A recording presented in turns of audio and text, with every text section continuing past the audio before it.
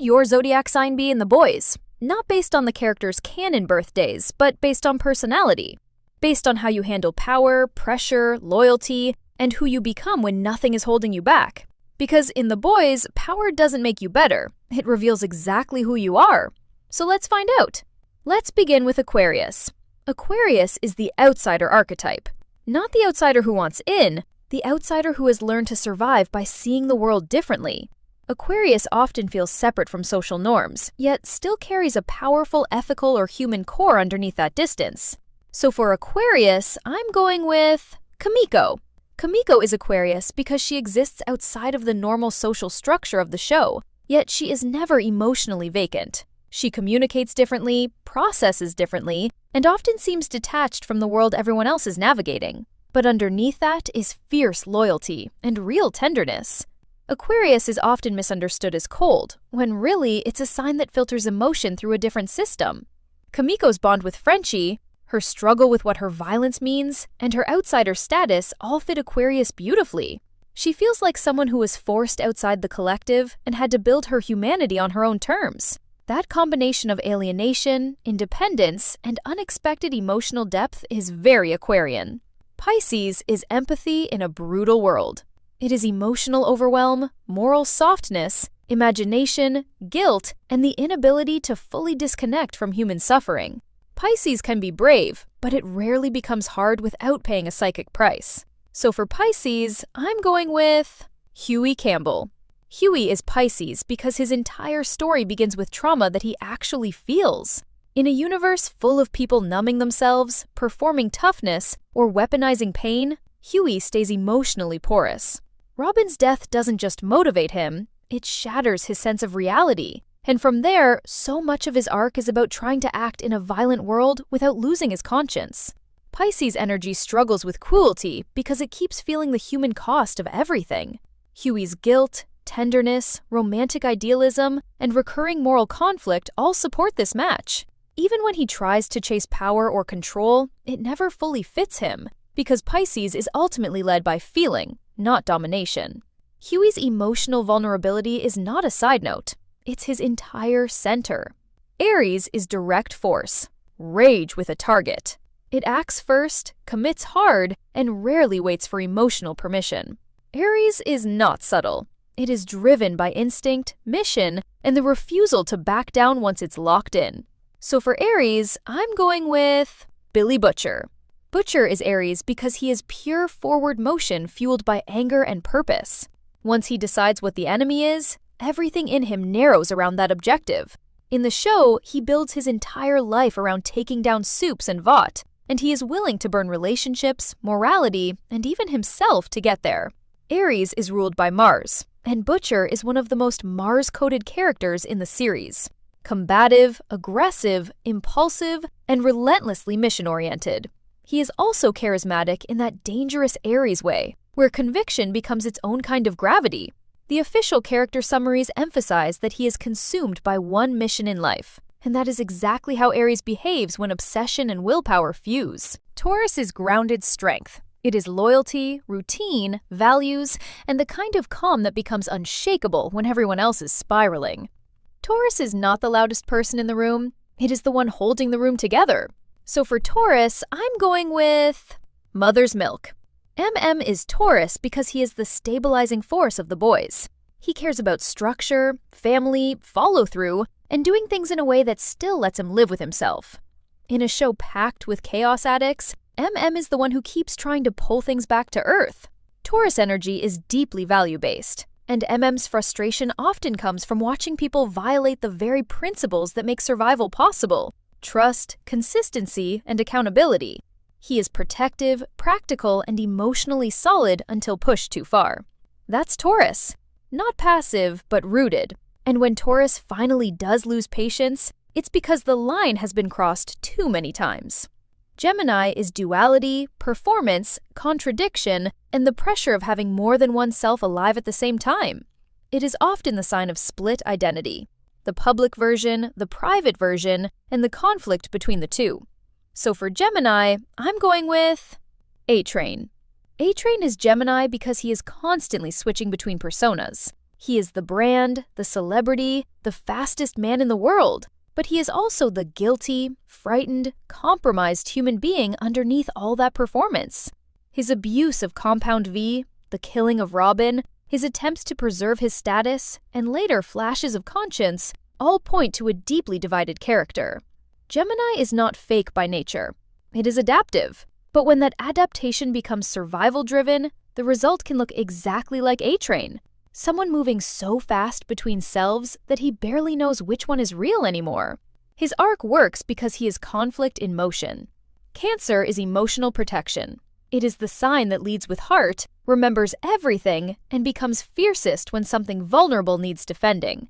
Cancer is often underestimated because people confuse softness with weakness.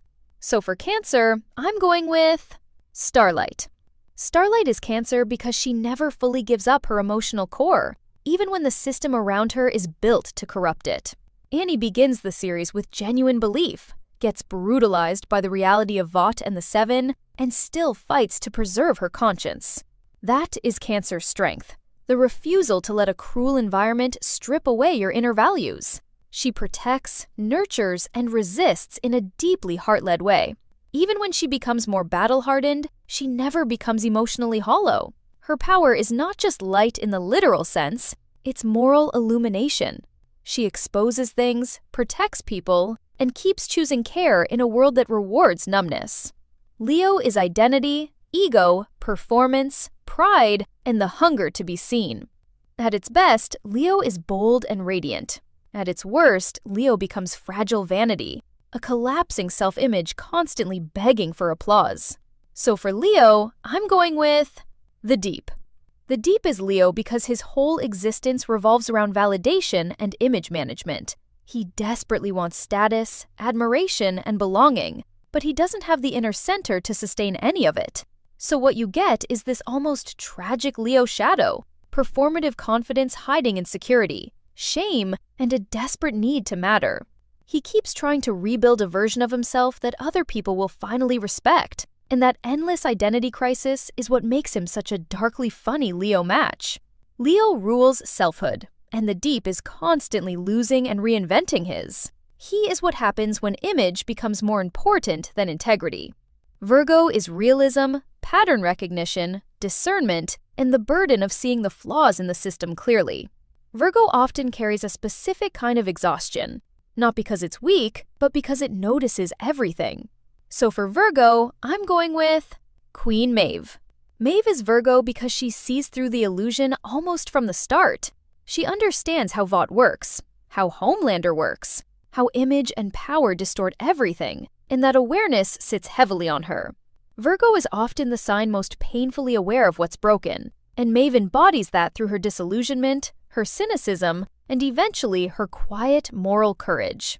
She is not naive, not idealistic, not easily manipulated. She is observant. She knows exactly what kind of machine she's trapped in. And when she acts, it isn't performative. It's deliberate, sober, and costly.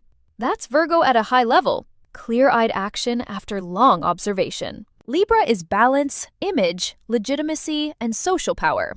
It understands optics, presentation, diplomacy, and the difference between what people believe and what is actually happening. Libra often rules through polish, so for Libra, I'm going with Victoria Neuman.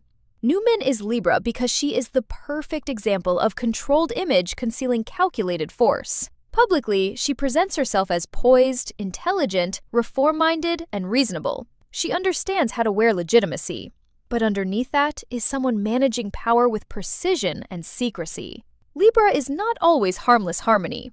In its shadow form, it can become strategic elegance, using the appearance of balance to maintain influence. Neuman works because she weaponizes presentation. She knows exactly what people need to see, and she uses that to stay protected until it's too late. That is a very sophisticated Libra shadow. Scorpio in the boys is not just intense. It is obsession, emotional hunger, control, and the need to own the emotional temperature of the room. Scorpio, especially in its darker form, does not want casual loyalty. It wants total loyalty. It does not want admiration. It wants devotion. So for Scorpio, I'm going with Homelander. Homelander is Scorpio because everything about him is built on emotional extremity. He needs to be loved, but he also needs to dominate. He wants to be adored, but the second he senses disloyalty, that love curdles into threat. Throughout the series, he becomes less interested in image alone and more interested in total submission. From the Seven, from Vought, from the public, even from his own son. That all-or-nothing emotional wiring is deeply Scorpio-coded. He is secretive, paranoid, possessive, and psychologically invasive, and he uses intimacy like a weapon. In the boys' press materials, he's framed as the leader of the Seven, and the one taking complete control, which lines up perfectly with this sign's shadow expression. Sagittarius is the sign that lives like boundaries are suggestions.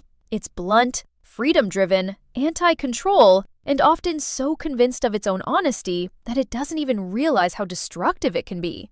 Sagittarius does not like being boxed in by rules, etiquette, or someone else's version of morality. So for Sagittarius, I'm going with Soldier Boy. Soldier Boy is Sagittarius because he is raw impulse dressed up as swagger. He says what he wants, moves how he wants, and carries that specific kind of reckless confidence that assumes the world should make room for him. In Season 3, he is introduced as this legendary figure from the past, but what we actually get is someone volatile, blunt, casually destructive, and completely uninterested in filtering himself. Sagittarius energy can be adventurous and charismatic, but its shadow can become careless, self-righteous, and impossible to restrain. Soldier Boy feels like the version of Sag that mistakes freedom for immunity from consequences. Amazon's Season 3 materials position him as a major force in the story, and his entire presence is built around destabilizing the order everyone else was trying to maintain. Capricorn is not flashy power. Capricorn is discipline, control, silence, reliability, and execution. It is the sign that does not waste motion. It doesn't announce itself emotionally. It does the job, holds the line, and understands that results matter more than self-expression. So for Capricorn, I'm going with Black Noir. Black Noir is Capricorn because he represents silent duty taken to an extreme. He is disciplined, consistent, and terrifying precisely because he does not need attention to be effective. In the show, he functions as one of the most dependable enforcers in the entire Vought machine. He is secretive, efficient, and so emotionally sealed off that people project their own fear onto him. His Season 3 backstory adds another Capricorn layer, because underneath the silent professionalism is someone shaped by pain, hierarchy, and obedience. Capricorn often gets reduced to ambitious, but its deeper quality is endurance through structure, and Black Noir embodies that with almost brutal purity. Even commentary around his arc has emphasized how compelling and enigmatic his role became as more of his internal history surfaced. So that's the zodiac signs as the boys' characters, based on behavior, psychology, pressure, and who these people really are when the mask slips. Drop your sign in the comments and tell me whether your match was dead on or completely out of pocket. And tell me what universe you want next.